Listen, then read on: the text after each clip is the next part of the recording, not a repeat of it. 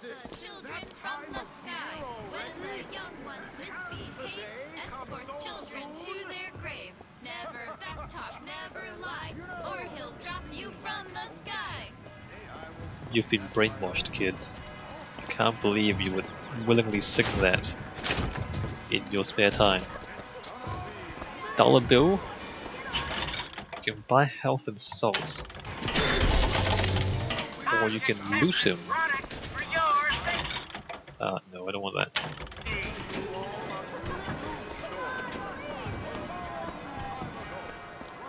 They've got nothing to say. Look at that one.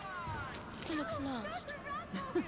He looks just fine to me. Mary, you are a living, walking scandal. Right. I hear the Father Franklin machines will be taking in new stock soon. I don't even know what that means. Father Franklin machines will be taking in new stock? What does that mean? Sing praise to the songbird, for he is the protector of the lamb. They introduced so many, like, there's so many things in this game, like, there's so many things in this story, and they're just kind of throwing them at you. Now there's the songbird, and just kind of throwing all these things at you. Eventually they'll explain things, but it's just like... My role model? Why, Lady Comstock, of course. The prophet bless her and keep her. Oh, that poor woman. The things she suffered. Alright, so they're talking... Suffering don't make you holy. Well, it certainly doesn't hurt. So they're talking about Lady Comstock. I guess it's... I mean, they do have a complicated story to tell, and they're making sure to kind of drip feed the information to you throughout the game. I guess that's good. I really do think they should have explained the Vegas a bit more, though.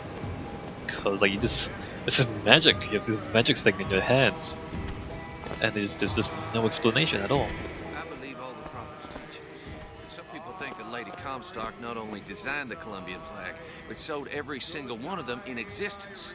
I mean, really. You know, Thomas, I don't make light of your beliefs. I would appreciate it if you did not make light of mine. And in front of our friends.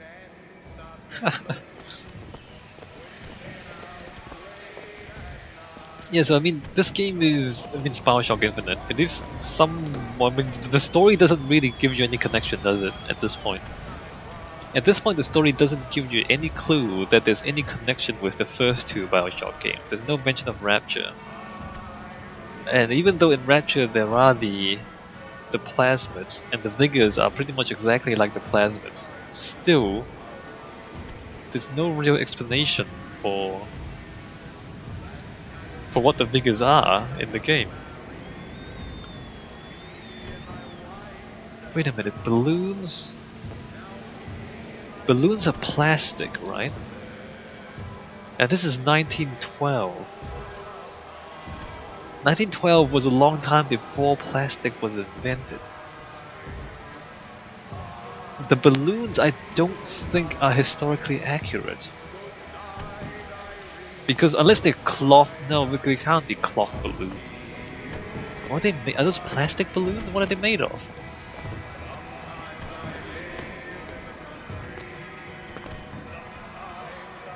Balloons.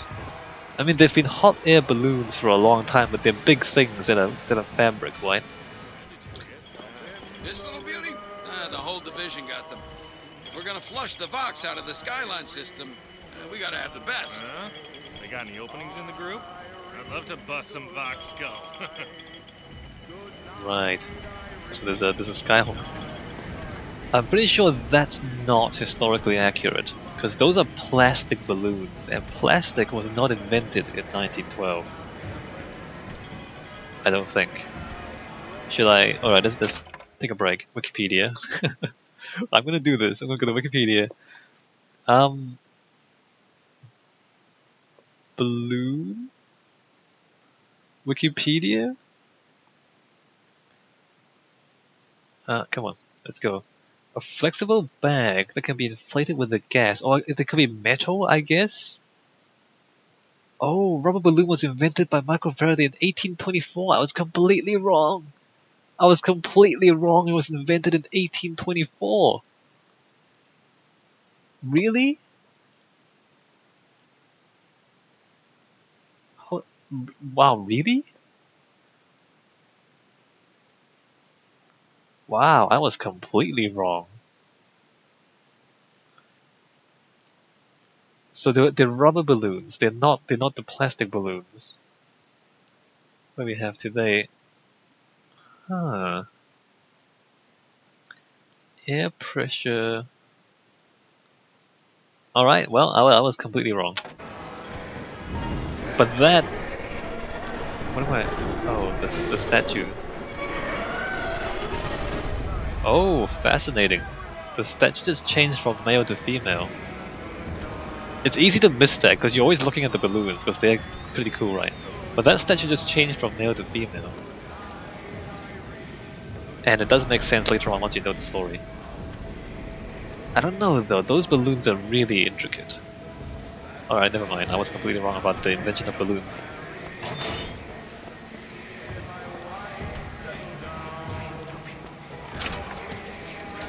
These guys are pretending to shoot. Look at them.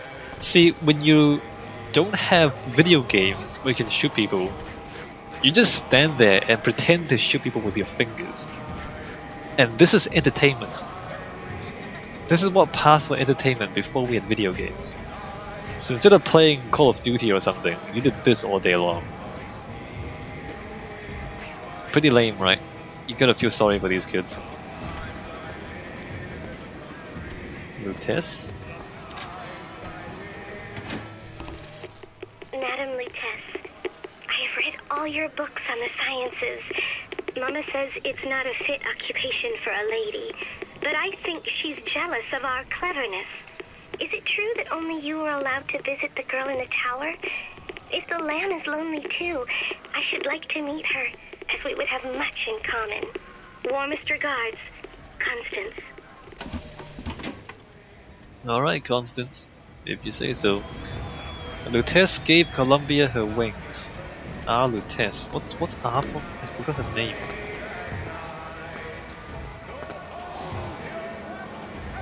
And they're singing Goodnight Irene in the background. Search barrel for salt. Great. Let me just loot all these barrels before we move on. Balloons? I mean, these are decorative balloons. Also, that's a lot of helium, isn't it? How on earth do they... Anyway. Balloons...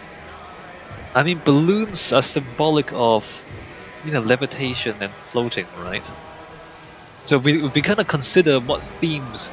I mean, you know, Rapture has an underwater theme, and so you had all these kind of nautical kind of references with the kind of airlocks and then the windows and the pipes and everything.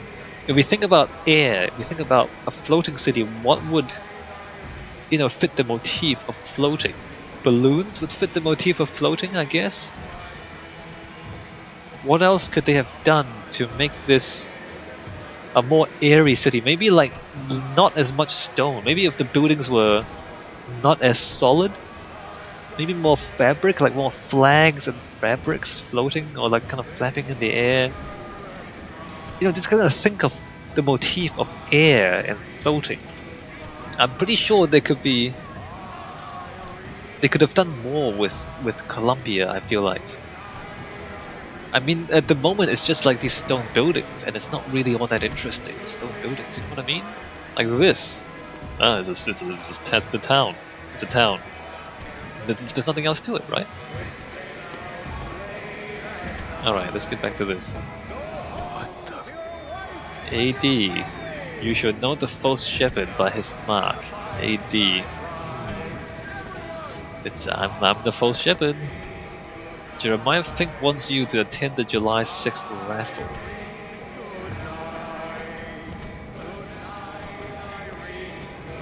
Alright, well let's go towards the singing. The singing is supposed to lure you in that direction.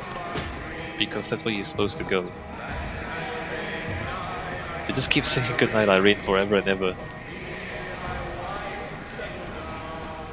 Do I want to loot the stuff now? I guess I do. Let me just loot. that. Not that I really need it. I want more coins, really. That's all I want.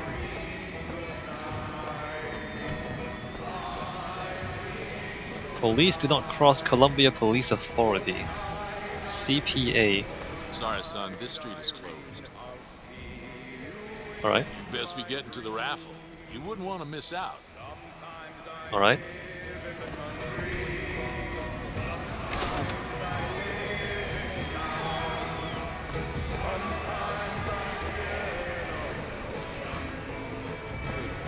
And nothing here. Let me just loot this guy as well. So you can charm these vending machines and take a bit of money from them. Not that useful. Also, souls are expensive and so is health. Not that you ever use them anyway. We'll see about that. I'm feeling lucky. You always got a feeling. Right?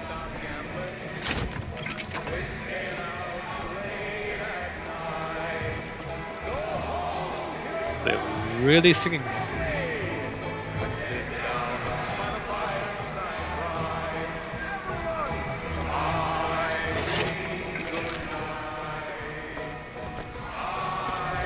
Oh, money. There's money everywhere in this game. Alright, almost there. And then once you arrive, they stop. And now, Immediately. the 1912 raffle has officially begun!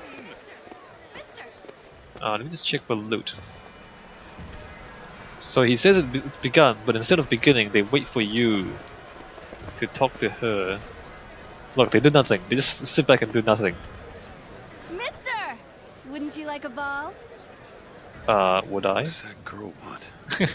But when you put it like that, I do want balls. Sorry, no sale. Silly. There's never a charge for the raffle. You've been sleeping under a rock? 77. 77.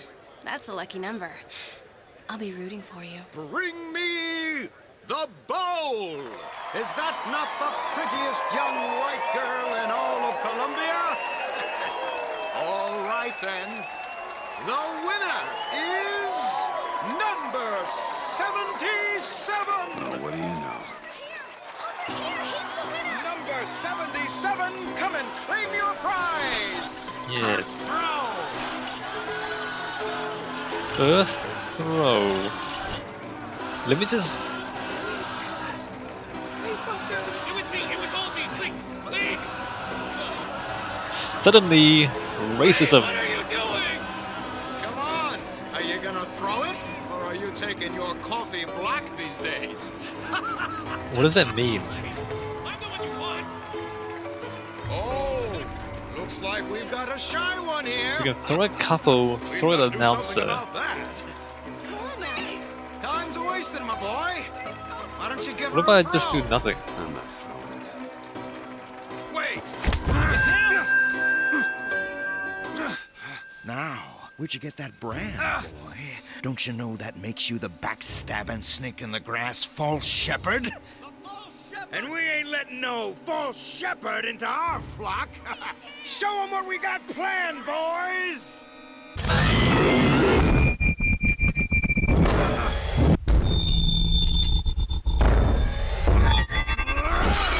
Suddenly, violence.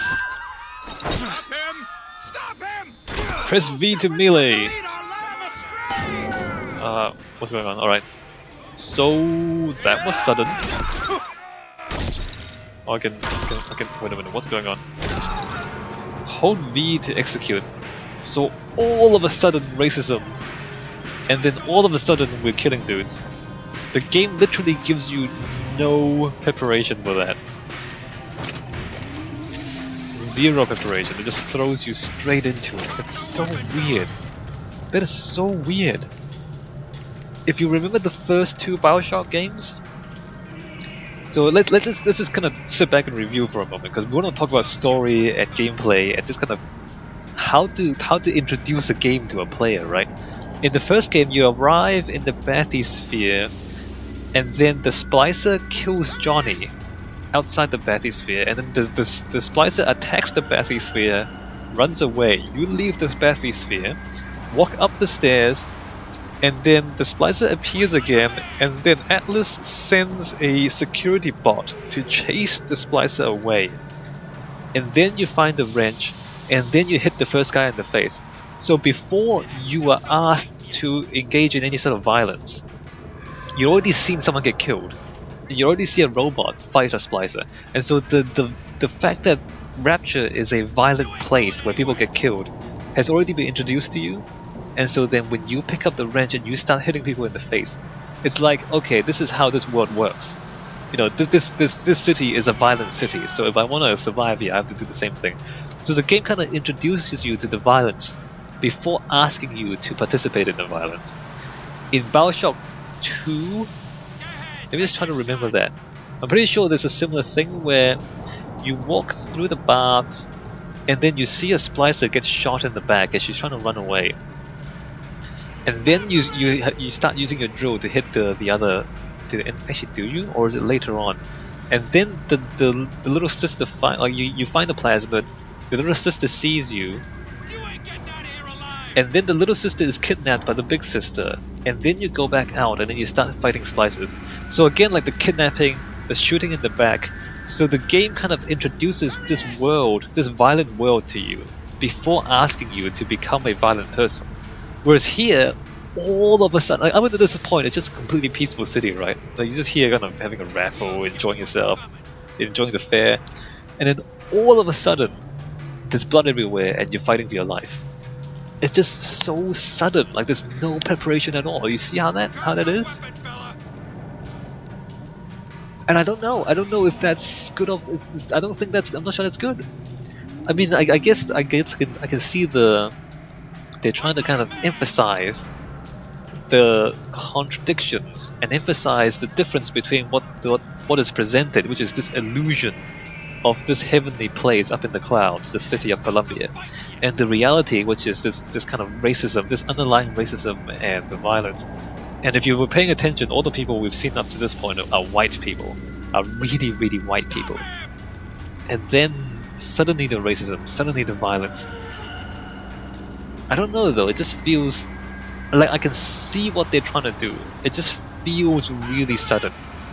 I feel like the violence and the racism doesn't have to be on you at the very start. Just like, you know, how the first two games showed you the violence and then asked you to participate. Like it kind of gave you a bit of preparation time, right? With this game, there's no preparation. Suddenly you are fighting. And so, I mean, we'll go back to this again and again. It's like the story is interesting, but the way the story is told is just somewhat deficient, in my opinion.